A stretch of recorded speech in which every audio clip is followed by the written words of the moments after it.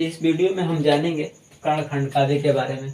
ठीक, कर्णखंड काव्य के लेखक केदारनाथ मिश्र है। ठीक, इन्हें प्रभात। और इसके कर्णखंड काव्य कुल 7 सर्गों में बटा हुआ है। प्रथम सर्ग में रंगशाला में कर्ण, द्वितीय सर्ग दुस्सभा में कर्ण, तृतीय सर्ग में कवच कुंडलदान, चतुर्थ सर्ग में श्री कृष्ण और कर्ण, और 5वें सर्ग में महाबेटा, 6वें सर्ग में कर्णवध, 7वें सर्ग में जलांजलि। ठीक, इसमें कर्णखंड काव्य से 3 नंबर का एक ही प्रश्न पूछा जाता है। ठीक, 2 प्रश्न कर्णखंड काव्य से दिया रहेगा, किसी एक प्रश्न को लिखना होगा जिसमें आपको 3 नंबर मिलेगा। इसमें कह देगा कर्णखंड काव्य का सारांश लिखिए या कर्ण का चरित्र चित्रण कीजिए। ठीक, तो इसके लिए आप लोगों को केवल ध्यान देना होगा कि प्रथम सर्ग में क्या हुआ था, द्वितीय सर्ग में क्या हुआ था, तृतीय सर्ग में क्या हुआ था, चतुर्थ सर्ग में क्या हुआ था, पंचम सर्ग में क्या हुआ था। इसी प्रकार सप्तम और षष्ठम सर्ग में क्या हुआ था, इसे ध्यान रखेंगे तो आप आराम से 3 नंबर प्राप्त कर सकते हैं, क्योंकि ये एक कहानी है। ठीक, जिसे आप लोग महाभारत में देखे होंगे। ठीक, इसमें पहले में प्रथम सर्ग में यही कर्ण के जन्म से लेकर, ठीक, कर्ण के जन्म से लेकर द्रौपदी के स्वयंवर तक की बात की गई है। इसमें क्या होता है कि ठीक, इसमें कर्ण जो है कि कर्ण कुंती के विवाह के पूर्व के संतान थे। ठीक, लोक लज्जा की भय से कुंती इन्हें एक तालाब में छोड़ दी थी, जिसके ठीक, तो कर्ण को यह एक सूर्य पुत्र थे कर्ण। ठीक, तो अधिरथ नामक सारथी ने इन्हें लाकर इनका पालन पोषण किया और इनकी माता का नाम राधे थे। ये एक सूत पुत्र थे। ठीक, तो इनके ये पिता, इन्होंने अपने पिता यानी कि पिता जो सूत पुत्र है, इनका जो पालन पोषण किए थे तो वो थे अधिरथ और माता राधे। ठीक, वैसे ही कुंती के संतान थे। ठीक, इसके बाद यह एक दिन की बात है कि यह रंगशाला में पहुंच गए, और रंगशाला में पहुंचे तो यहाँ उनका बहुत मजाक बनाया गया, जिससे यह बहुत क्रोधित हुए। ठीक, तथा इनको सूतपुत का भी कहा गया द्रौपदी स्वयंवर में। ठीक, और तो इस जब ये इनको सूतपुत कहा गया तो चूंकि पांडवों के द्वारा, ठीक, अर्जुन द्वारा मत्स्य भेदन करके द्रौपदी से विवाह किया गया। क्योंकि दुर्योधन पांडवों के विरोध में रहते थे, तो इसलिए वह कर्ण का सहयोग दिया और मान सम्मान किया, जिससे कर्ण को सांत्वना मिली। ठीक, अब अगला में यह है कि दुस्सभा में द्रौपदी। और इसके बाद इसमें अर्जुन द्वारा मत्स्य भेद और द्रौपदी का चिरहरण तक, मत्स्य भेदन के बाद यानी कि शादी के बाद से जो द्रौपदी के चिरहरण तक की कहानी का वर्णन है। इसमें द्वितीय सर्ग में दुर्योधन द्वारा पांडवों को, युधिष्ठिर को, ठीक, दुस्सभा में बुलाया गया। ठीक, दुस्सभा में बुलाया गया और यहाँ उनके द्वारा शकुनी की उनके जो दुर्योधन के मामा थे, इनके चाल के द्वारा, ठीक, दुस्सभा में पांडवों को हराने के बाद ऐसा लगाया गया था, ठीक, कि द्रौपदी को भी उन्होंने अंत में, ठीक, जुए में रख दिए थे।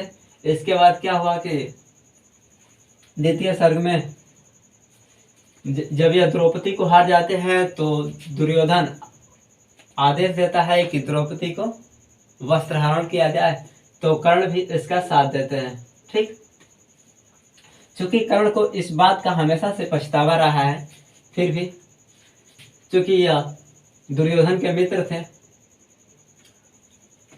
ठीक, और यह वचन भी दे चुके। इसके बाद कवच कुंडलदान तीसरे में कवच कुंडलदान में चूंकि जो अर्जुन थे वो इंद्र देवता के पुत्र थे, तो अर्जुन इंद्र देवता के पुत्र थे। ठीक, क्योंकि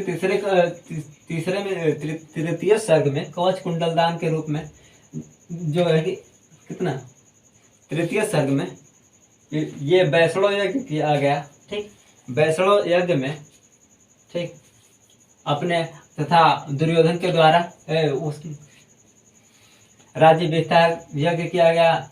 ठीक, इससे अब इसके बाद कौन, ठीक, इसके बाद से बहुत मनाने पे, ठीक, बहुत मनाने के बाद से युधिष्ठिर द्वारा नहीं, बहुत मनाने के बाद जो आधा हिस्सा, ठीक, पांडवों को आधा हिस्सा दुर्योधन को दिया गया था। ठीक, तो अब तीसरे शर्त की बात यह है कि इसमें कवच कुंडल दान दिया गया। अब धीरे धीरे ऐसे इन दोनों के बीच में जब सब कुछ हार जाते हैं युधिष्ठिर, तो दुर्योधन कुछ भी उन्हें कुछ भी देने से मना कर देता है। इसके बाद श्री कृष्ण पांडवों के दूत बनकर जाते हैं। ठीक, इसमें इंद्र चूंकि कर्ण यह शपथ लेता है वहीं से कि हम जब तक अर्जुन को नहीं मार देंगे तब तक हमसे कोई भी व्यक्ति कुछ भी मांगेगा मैं तुरंत दूंगा। ठीक, और इसलिए और मांस मदिरा का सेवन नहीं करूंगा। इसलिए जब इस बात जो अर्जुन के पिता यानी कि इंद्र थे, वैसे अर्जुन इंद्र के पुत्र थे, तो इंद्र के द्वारा कवच और कुंडल का मांग लिया गया, जिससे कर्ण ने आसानी से काट कर दे दिया। ठीक, और अर्जुन उसे इंद्र द्वारा ऐसे कर्ण और कवच को अर्जुन को दे दिया। ठीक, इसके बाद चतुर्थ सर्ग में श्री कृष्ण और कर्ण है। श्री कृष्ण पांडवों के दूत बनकर जाते हैं दुर्योधन के दरबार में और उससे कहते हैं कि आप उन्हें भी थोड़ा हिस्सा दे दीजिए। तो दुर्योधन उस बात पे राजी नहीं होता है, कहता है कि अब दूसरा कोई विकल्प नहीं है, युद्ध के द्वारा ही हम अपने हिस्सा, जमीन का हिस्सा या जो भी राजकाज का हिस्सा है हम देंगे, इसके अलावा कोई विकल्प नहीं है। श्री कृष्ण के द्वारा बार बार समझाने पर भी कोई वो कहता है कि मैं सुई के नोक की बराबर भी जमीन नहीं दूंगा पांडवों को। तब इन्होंने कर्ण के पास जाते हैं और कर्ण से कहते हैं कि तुम पांडवों के बड़े भाई हो, उनके तरफ शामिल हो जाओ। तो कर्ण मना कर देता है, कहता है कि इससे पहले जब मैं रंगशाला में गया था तो मुझे सूत पूत कहकर मजाक उड़ाया गया था। ठीक, और भी कई बातें हैं। इस प्रकार चतुर्थ सर्ग समाप्त होता है। उसके बाद पांचवें सर्ग में माँ बेटा। पांचवें सर्ग में माता कुंती अपने पुत्र कर्ण के पास जाती है। ठीक, और कर्ण से कहती है कि बेटा आप पांडवों की तरफ से युद्ध में हो जाइए। ठीक, आप हमारे सबसे बड़े पुत्र हैं। ठीक, इसके बाद से पांचवें सर्ग में जब यह कहती है तो कर्ण कहते हैं कि उस समय हमको बताई होती जब हमें सूत पुत कर चिढ़ाया जा रहा था और भी कोई प्रकार के व्यंग दिए जा रहे थे। ठीक, इस प्रकार जब कर्ण नहीं मानता है तो कहता है कि आज आप हमारे यहाँ से खाली जा रही हैं तो कुछ वरदान मांग लीजिए। तो यही कर्ण कहता है कि मैं अर्जुन को छोड़कर शेष सभी भाई नहीं, अर्जुन को के अलावा शेष सभी भाइयों में से किसी को भी नहीं मारूंगा, केवल अर्जुन को मारूंगा। ठीक, इसके बाद है षष्ठम सर्ग में अब युद्ध प्रारंभ होता है। युद्ध प्रारंभ में पहला 10 दिनों तक भीष्म पितामह युद्ध का सेनापति बने, दुर्योधन की तरफ से युद्ध का सेनापति बने रहे। ठीक, 10 दिनों तक युद्ध चला। इसके बाद 10वें दिन भीष्म पितामह ठीक शैया पर लेट गए बाणों की। इसके बाद द्रोणाचार्य जी, भीष्म पितामह के बाद से द्रोणाचार्य जी ठीक, सेनापति बने दुर्योधन की तरफ से। उन्होंने ठीक 4 दिनों तक युद्ध लड़ा, 14वें दिन तक युद्ध लड़ा। उसके बाद इनकी मृत्यु हो गई। इसके बाद 15वें दिन भीष्म उस द्रोणाचार्य के बाद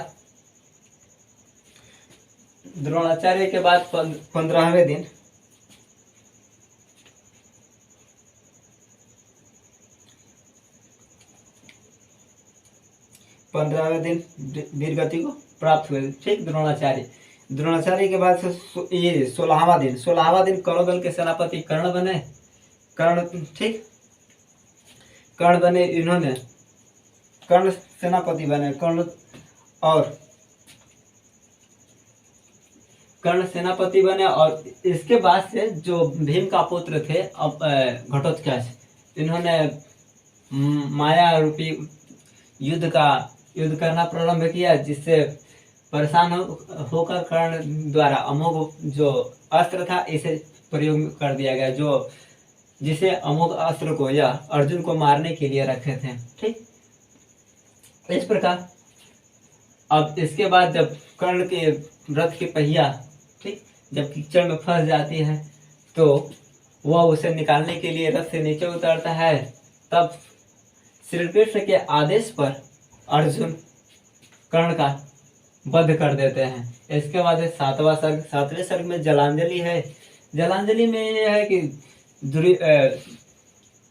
युधिष्ठिर के द्वारा अपने सभी भाइयों को ठीक युद्ध समाप्ति के बाद युधिष्ठिर अपने सभी भाइयों को जल अर्पण करते हैं। तब माता कुंती कहती है कि कर्ण को भी अपने भाई के रूप में जलांजलि दे दे युधिष्ठिर। तब युधिष्ठिर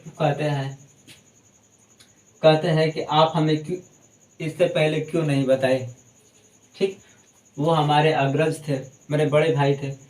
ठीक, इस प्रकार यह युधिष्ठिर बहुत दुखी होते हैं और इस प्रकार 7वां सर्ग समाप्त हो जाता है। इस तरह आपको लिख देना है, बस मुश्किल से आप लिख देंगे 3 से 4 पेज में आराम से हो जाएगा और आराम से आपको नंबर मिल जाएगा। इसी प्रकार कर्ण का चरित्र चित्रण करना है तो कर्ण का चरित्र चित्रण एक महान योद्धा के रूप में, दानवीर के रूप में या तेजस्वी व्यक्ति के रूप में, और भी कई तरह की इनकी विशेषताएं हैं, जो दृढ़ प्रतिज्ञ व्यक्ति हैं। ठीक, और इनका क्या पश्चाताप किए थे इत्यादि हेडिंग बनाकर एक अच्छे से लिखिए, आराम से आपको 3 में 3 पूरा नंबर मिल जाएगा। 3 में से 3 नंबर, एक भी नंबर नहीं कटा, आधा भी नहीं कटेगा अगर आराम से अच्छे से हेडिंग बनाकर सही से लिखते हैं तो राइटिंग के साथ। ठीक, थैंक यू। यही बस है कर्ण का चरित्र चित्रण। बस मात्र 2 ही क्वेश्चन अगर आप याद कर लेते हैं ना तो कंफर्म है कि आपको 3 नंबर मिल जाएगा। Thank you. जय हिंद।